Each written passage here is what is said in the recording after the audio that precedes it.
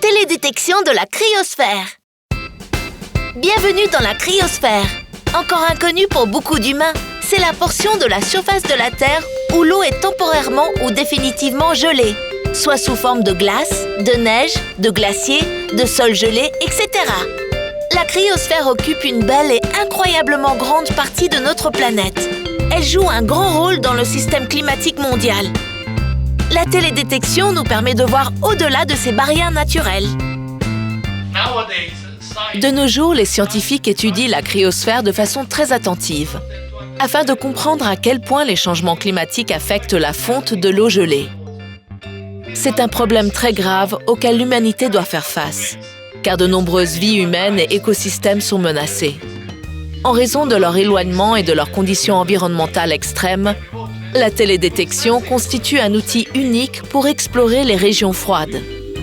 En étudiant la cryosphère avec des capteurs de télédétection, nous pouvons obtenir des informations utiles telles que le déplacement et la densité des glaciers.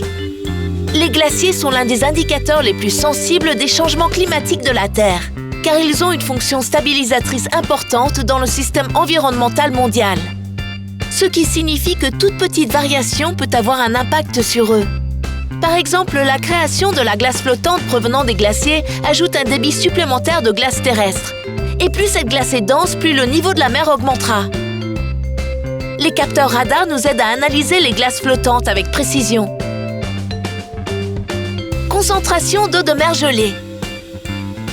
La glace de mer émet généralement plus d'énergie que l'océan environnant, ce qui nous permet de les distinguer lorsqu'on utilise les capteurs appropriés.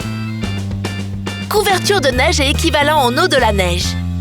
Alors que la couverture de neige est un paramètre important dans le système climatique mondial, en raison de son impact sur la lumière réfléchie par la surface, l'équivalent en eau de la neige est une variable quantitative nécessaire à la plupart des modèles hydrologiques. Épaisseur de la surface de glace de mer. Les radars et les lidars envoient des signaux radio ou lumineux pulsés vers la Terre. En mesurant le temps nécessaire pour revenir au capteur, le temps d'aller-retour détermine la distance entre le capteur et la surface réfléchissante.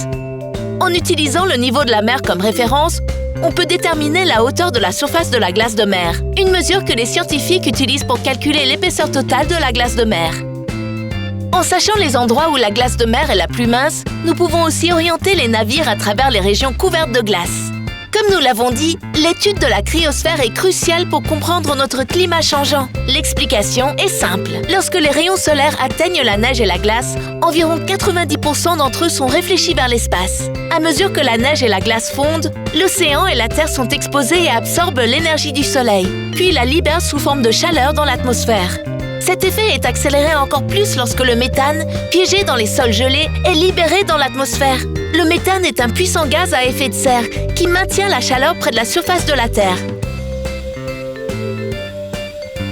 Selon une étude scientifique récente, si cette situation persiste, il ne restera plus de glace de mer dans l'océan Arctique durant l'été d'ici quelques décennies.